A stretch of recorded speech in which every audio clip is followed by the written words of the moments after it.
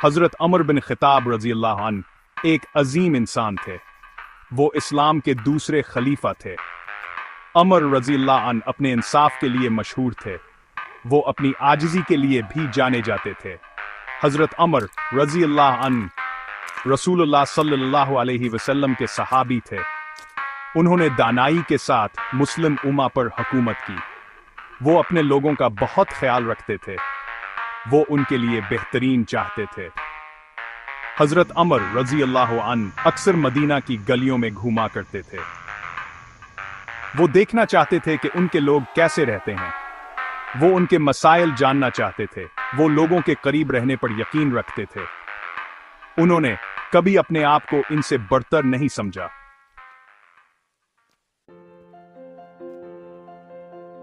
एक रात हजरत अमर रजी अल्लाह अन्हु अपने मामूल के गुश्त पर थे।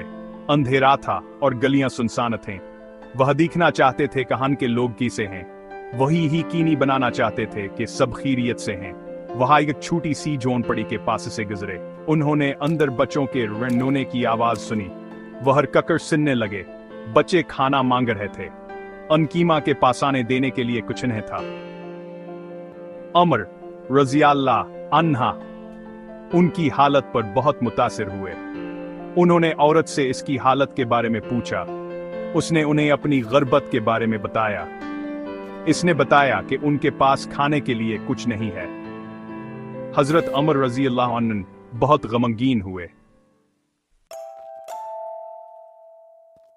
हजरत अमर रजी अल्लाह अन्हु ने औरतावर उसके बच्चों की मदद करने का फैसला किया।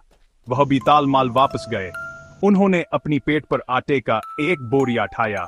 वहां से औरत के घर तक ले गए। उन्होंने औरत को बोरी दी। उन्होंने इसे आग जलाने में मदद की। उन्होंने खुद बच्चों के लिए खाना भी पकाया। औरत शुक्रगुजार हो गई। इसने कभी किसी रहनुमा से ऐसी आजिज़ी नहीं देखी थी। हजरत अमर रजी अल्लाह अन्हु बच्चों के खाने तक उनके साथ रहे। वो ये यकीनी बनाना चाहते थे कि वो ठीक हैं। वो उनका दुख कम करना चाहते थे।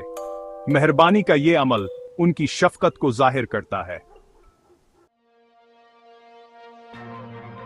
ये कहानी हमें बहुत सी चीजें सिखाती है। ये हमें इंसाफ की अहमियत बताती है। ये हमें आजिज़ी की अहमियत बताती है। ये हमें शफकत की अहमियत बताती है।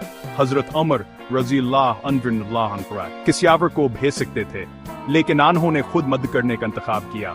यहाँ की अपने लोगों के लिए लगन को जाहिर करता है। उन्होंने मिसाल कायम की। उन्होंने प्यार से अपने लोगों की खिदमत की। हम सबान की मिसाल से सीख सकते हैं। हमें मनसफावर रहमत बनने की कोशिश करनी चाहिए।